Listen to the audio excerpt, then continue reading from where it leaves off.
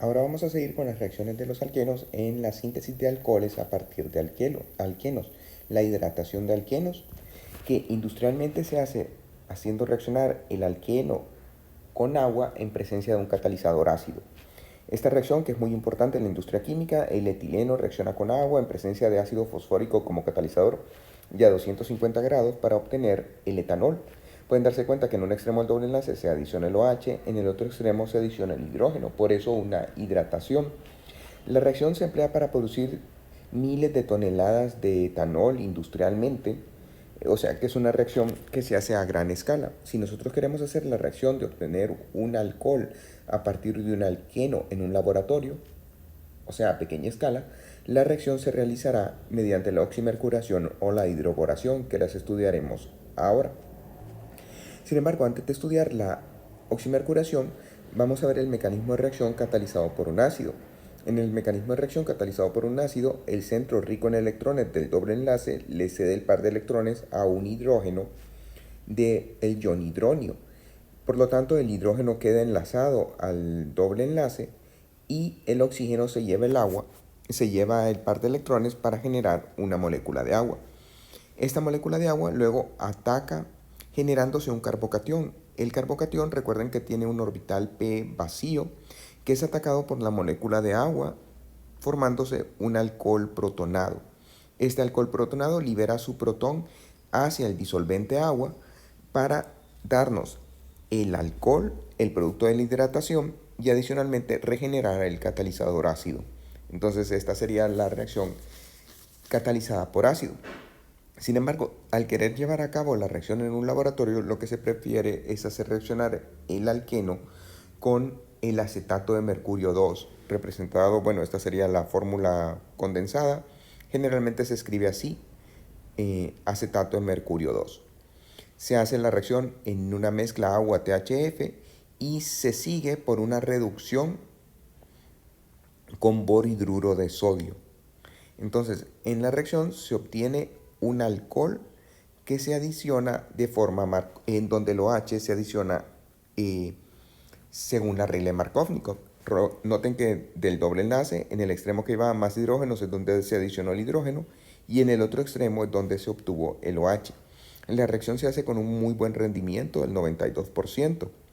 En el mecanismo de reacción, lo que se ha encontrado es que el mercurio se adiciona formando un ion mercuronio, recuerden, similar al ion bromonio, en donde tendríamos este de intermedio. Al ser hidratado, el OH se adiciona en la posición que está más sustituida, mientras que el hidrógeno en la disposición menos sustituida. Y finalmente, formando un compuesto de organomercurio, noten que este es un organometálico en donde el carbono está enlazado con un metal, en este caso con el mercurio. Existen unas cientos de compuestos organometálicos que sobre todo son muy utilizados como catalizadores. Una vez que ya tenemos el organomercurio, bueno, realmente no se aísla, sino que se tiene en el tanque de reacción, se reduce con borhidruro de sodio. El borhidruro de sodio retira el mercurio, generándonos el alcohol con un rendimiento, tal como les había dicho, del 92%. Ahora, un proceso complementario a la oximercuración es la hidroboración. En la hidroboración nosotros tenemos nuestro alqueno, lo hacemos reaccionar con borano, BH3, empleando THF como disolvente y se nos forma un intermedio organo-borano. En este caso el carbono está enlazado con un boro, también es un organometálico, y luego hace una oxidación con peróxido de hidrógeno en medio básico para retirar el boro y agregar el OH, obteniendo en este caso el 2-metil-3-pentanol. El borano, que tiene esta estructura, noten que el boro únicamente lleva 6 electrones a su alrededor, por lo tanto es electrofílico, es deficiente en electrones y para estabilizarlo se añade en presencia de THF. El THF es esta estructura en donde el oxígeno lleva pares de electrones no enlazantes que le cede al borano para formar un complejo con esta estructura. Esta es la estructura que va a reaccionar con el alqueno. En la reacción lo que realmente sucede es que tres equivalentes de ciclohexeno reaccionan con el borano y sustituyen todas las posiciones en donde el THF ha cedido los electrones y donde llevaba el hidrógeno, el borano, formándose, no, formándose un triciclohexilborano. Vean que el alqueno, cada alqueno le cede el par de electrones al boro, formándonos un compuesto triciclo, en este caso, o sea, un compuesto de trialquilo. Este compuesto de trialquilo, luego, al ser oxidado en presencia de peróxido de hidrógeno y medio básico, lo que hace es que pierde el boro y donde previamente estaba el boro, bueno, se separa y se adiciona el OH, formando unos tres equivalentes de ciclohexanol más el hidróxido de boro.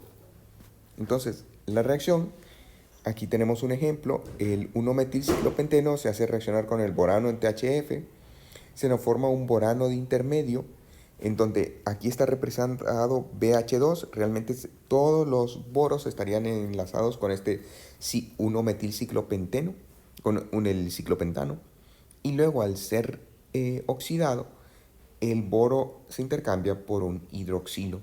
Pueden darse cuenta que la reacción tiene una regioquímica no Markovnikov, en donde el hidrógeno se adiciona al carbono más sustituido y el OH al carbono menos sustituido, o sea, contrario al postulado de Markovnikov. Por eso es que es complementaria con la reacción de oximercuración. Y además el ataque es sin, siempre los grupos adicionados, uno es el hidrógeno y el OH, ambos se adicionan en la misma cara, que también es otra característica.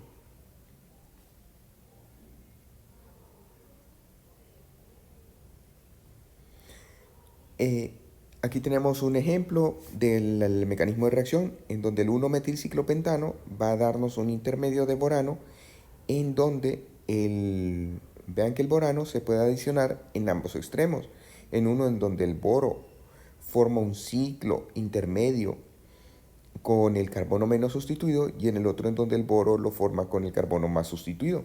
Sin embargo, la tensión estérica es muy grande en este intermedio y por lo tanto no se forma, únicamente formando el intermedio en donde el boro está formando el ciclo enlazado al carbono menos sustituido.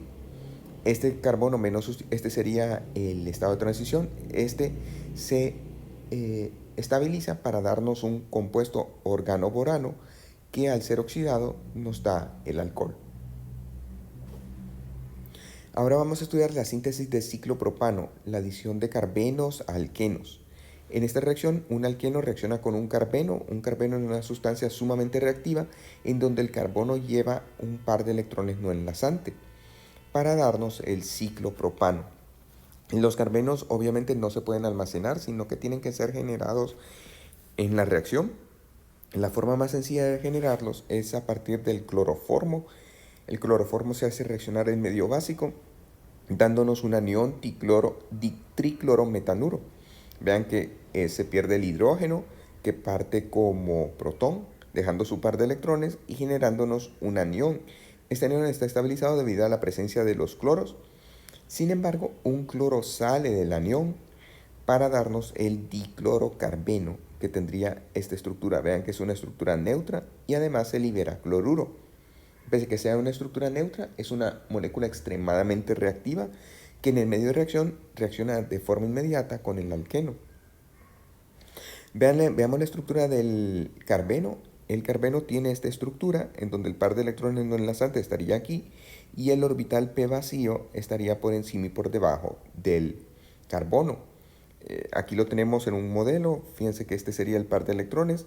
El carbono estaría hibridizado sp2, ya que está enlazado está enlazado realmente a dos átomos y además lleva un par de electrones, lo cual lo hace una ocupación de 3.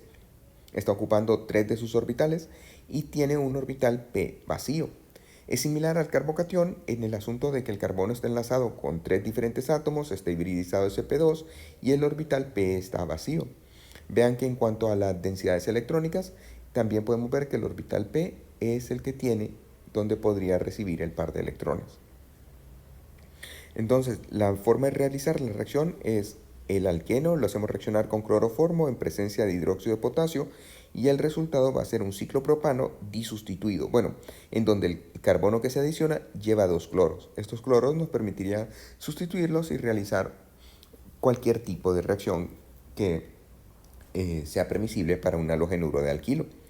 También, en este caso, el ciclohexeno es el que reacciona con el cloroformo en presencia de hidróxido de potasio para darnos un biciclo, el ciclo de 6 carbonos y adicionalmente el ciclo de 3 carbonos, liberándose cloruro de potasio.